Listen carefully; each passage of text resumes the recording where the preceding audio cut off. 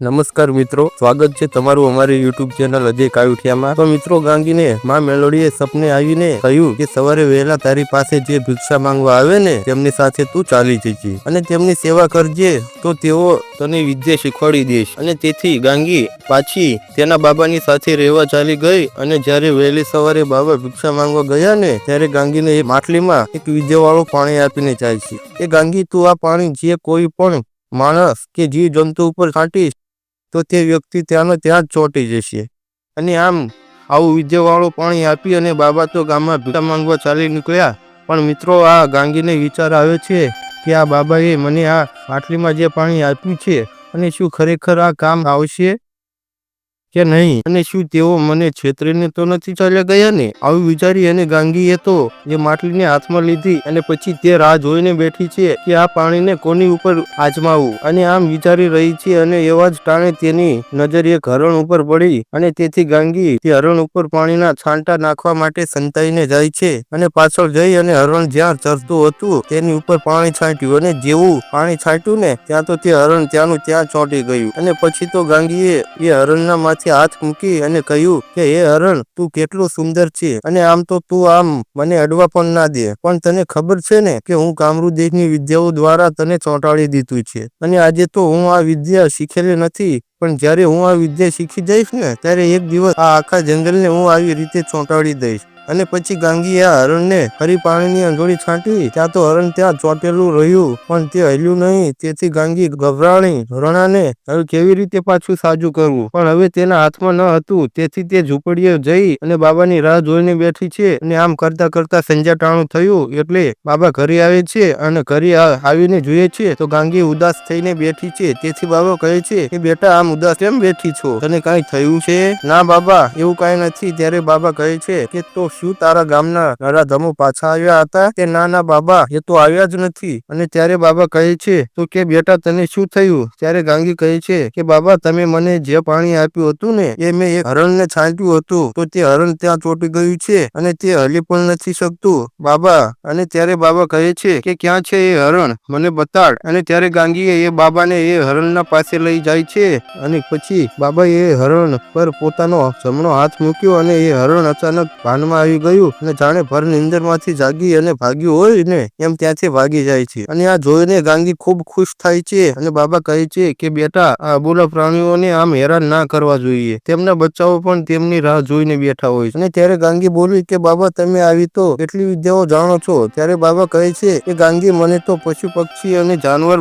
બનતા પણ આવડે છે, પણ મારો નાથ આવી વિદ્યાઓ બધાને શીખવાડવાનો અવસર આપતો નથી। એ તો તેને જ આપી છે કે જેના દિલમાં ધન શક્તિ હોય અને દરિયાની જેમ પોતાની અંદર આવી શક્તિઓને સંતાડી અને છુપાડીને રાખા હોય એમને આવા અવસર મળે છે। અને ત્યારે ગાંગી કહે છે કે બાબા, તમે આખો દિવસ ચાલી અને મારા માટે ભોજન લઈને આવ્યો છો, તો હવે ચાલો આપણે જમી લઈએ અને પછી હું તમારા પગ દબાવી લઉં તો તમને આરામ થઈ જાય અને તમે આરામથી સૂઈ જશો। અને ત્યારે બાબા વિચારમાં પડી ગયા કે આ ગાંગી મારી આટલી સેવા કરવા લાગી છે તો એની પાછળનું કારણ શું હશે, તો લાય આજે તેની પરીક્ષા કરું। પછી ફરી બાબા ગાંગીને કહે છે કે બેટા ગાંગી, તું આખી જિંદગી મારી આમ સેવા કરીશ ને તો પણ હું તને કામરૂદેશની વિદ્યાઓ તો શીખવાડવાનો જ નથી। અને ત્યારે ગાંગી કહે છે કે બાબા, આવી બધી વિદ્યાઓ હું શીખવા નથી માંગતી અને મેં તો વિદ્યા શીખવાનું મન પણ વાળી દીધું છે, પણ આ તો હું એમ વિચારું છું કે તમારી સેવા કરું તો મને પુણ્ય મળે, બાકી મારા મા બાપની સેવા તો હું નથી કરી શકી, પણ તમને મારો બાપ ગણી અને તમારી સેવા કરું છું બાબા। અને આમ ગાંગી આ બાબાનું દિલ જીતવા લાગી અને બીજા દિવસે જ્યારે બાબા ઝૂંપડીએથી પાછા ગામમાં ભિક્ષા માંગવા નીકળે છે ત્યારે ફરી કહે છે કે ગાંગી, જોજે હો,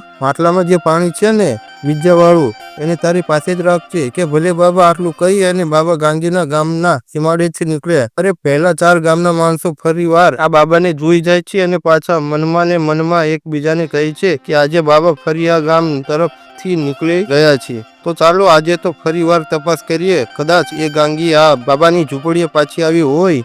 અને આમ વિચારી અને ચારેય માણસો પાછા ગાંગીને શોધવા માટે તેની ઝૂંપડી તરફ વળ્યા અને આ બાજુ ગાંગી તેની ધૂનમાં છે અને મનમાં વિચાર કરે છે કે મારે તો હવે શું કરવું, કંઈક સારું કામ કરવું તો પણ બાબા તો મને ખોટી જ સમજશે, પણ એક દિવસ તો તેમને મારી વાતનો અહેસાસ જરૂર થશે. અને આમ વિચારવામાં આ ગાંગી ડૂબેલી છે અને એવા જ ટાણે પેલા 4 ગામના માણસો બાબાની ઝૂંપડીની પાસે આવીને ઉભા રહી જાય છે અને આવીને જોયું ને તો ત્યાં જ તેમને ગાંગી જોવા મળી. એટલે તેઓ ચારેય જણા ખુશ થઈ ગયા અને કહે છે કે હે ગાંગી, એ દિવસે તો તું અમારા હાથમાંથી બચી ગઈ હતી, પરંતુ આજે તને કોણ બચાવશે અને હવે તો તારું મોત આવ્યું તારી સામે. અને ત્યારે ગાંગી કહે છે કે પણ તમે તો મારા ગામના છો, તો પછી તમે મને શું કામ મારવા ફરો છો અને મેં તમારું શું બગાડ્યું છે? અને ત્યારે પહેલા 4 માંથી એક બોલ્યો કે ગાંગી, તારો બાપ તો મરી ગયો, એના પછી હજી તું જીવે છે, તો તારા ઘરની જે જગ્યા બચી ગઈ છે ને એ મારે પચાવી પાડવાની, પણ હજી એક કાંટો બાકી રહી ગયો છે અને એ તું છે.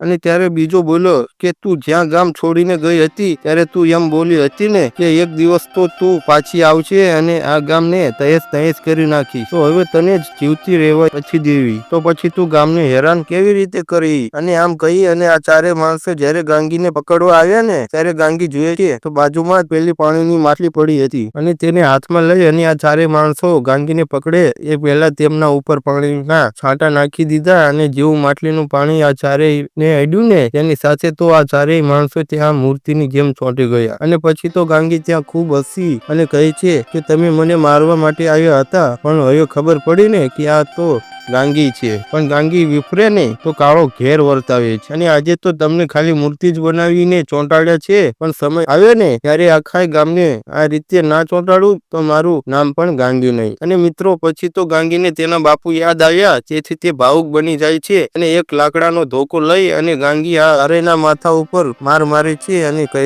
છે કે આમ બીજાને મારવામાં સમય બગાડો છો, એના કરતા તમે જો લોકોને બચાવવામાં સમય બગાડતા હોત ને તો આજે મારો બાપ જીવતો હોત. અને આમ કહી અને આ ગાંગી આ 4 ચોંટેલા માણસોને ખૂબ જ મારે છે. અને આમ કરતા કરતા આખો દિવસ વીત્યો અને સાંજ થવા આવી. ત્યારે બાબા ભિક્ષા માંગી અને ઝૂંપડીએ આવે છે અને આવીને જોઈએ છે તો આ 4 માણસો મૂર્તિની જેમ ચોંટેલા ઉભા છે. તેથી બાબા સમજી ગયા કે આજે આ માણસો દીકરી ગાંગીને મારવા માટે જ આવેલા છે, પણ ગાંગીએ આમને ચોંટાડી દીધા છે. અને પછી તો ગાંગી બાબાને જોઈ અને તેમની પાસે પહોંચે છે અને ત્યાં જઈ અને બાબાને ભેટી પડે છે અને કહે છે કે બાબા, આ નરાધમોને સમજાવો, નહીતર આ તો ગમે ત્યારે મને મારી નાખી. અને ત્યારે બાબા કહે છે કે બેટા તું ચિંતા ના કર, હવે હું આવી ગયો છું. અને આમ કહી અને આ 4ની પાસે જાય છે અને 4ના માથા ઉપર હાથ મૂકી અને બાબા કાંઈક બોલે છે. અને જેવા બોલ્યા ને ત્યાં તો આ 4 માણસો પાછા સાજા થઈ જાય છે. અને જેવા આ 4 સાજા થયા ને ત્યાં તો તેમના માથા ઉપરથી લોહીના રેલા નીકળ્યા. એટલે બાબા કહે છે કે ગાંગી, ત્યાં અમને કાંઈ માર્યું હતું કે શું? કે હા બાબા, એમને મેં એટલા માટે જ માર્યા છે કે કારણ કે એમને પણ ખબર પડે કે જ્યારે પોતાના ઉપર ઘા વાગે ને અને તેનું કેટલું દુઃખ થાય છે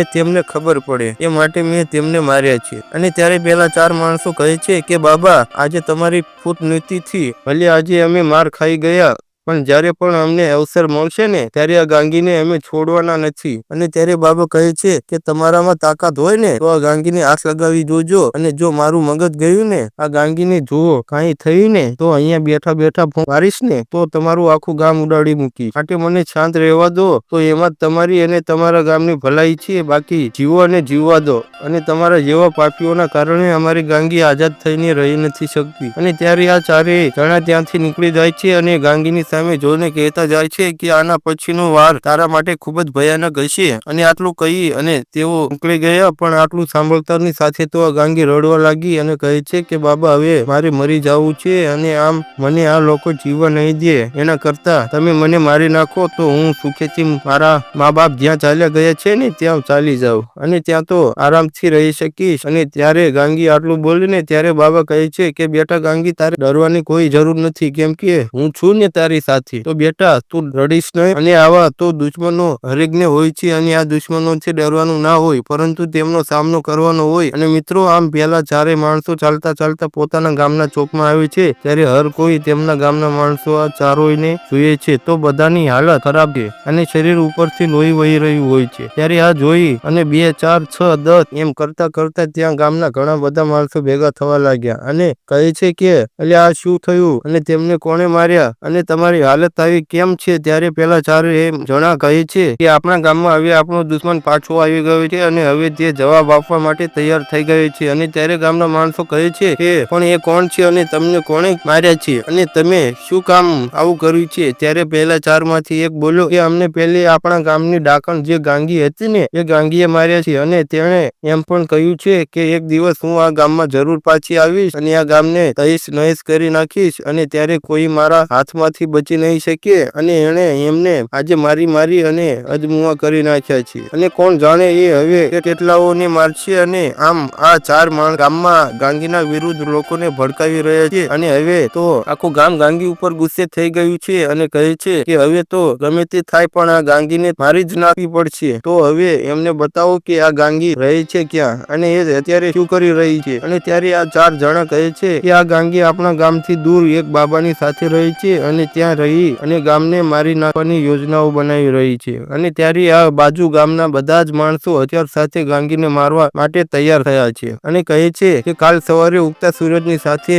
આપણે ગાંગીની પાસે જઈશું અને તેને મોતને ઘાટ ઉતારી દઈશું. અને આમ મિત્રો બીજા દિવસે બાબા રોજની જેમ ભીખા માંગવા આજે પણ નીકળી ગયા છે અને આ બાજુ ગામના બધા માણસો હથિયાર સાથે ગાંગીને મારવા માટે નીકળ્યા છે. અને આજે તો ગાંગીને કોઈ પણ જાતનું સુરક્ષા કવચ પણ આપ્યું નથી કે નથી તો માટલીમાં પાણી. તો મિત્રો શું બનશે હવે આગળની ઘટના? તો મિત્રો જોવાનું ભૂલશો નહીં અને અમારી ચેનલ અજય કાવટિયા સાથે બન્યા રહો. અને તમે અમારી ચેનલ પર નવા આવ્યા હોય તો અમારી ચેનલને સબસ્ક્રાઇબ કરવાનું ભૂલશો નહીં, કારણ કે મિત્રો આવા નવા ઇતિહાસો તમને આ ચેનલ પર સૌથી પહેલા જોવા મળશે. જય માતાજી.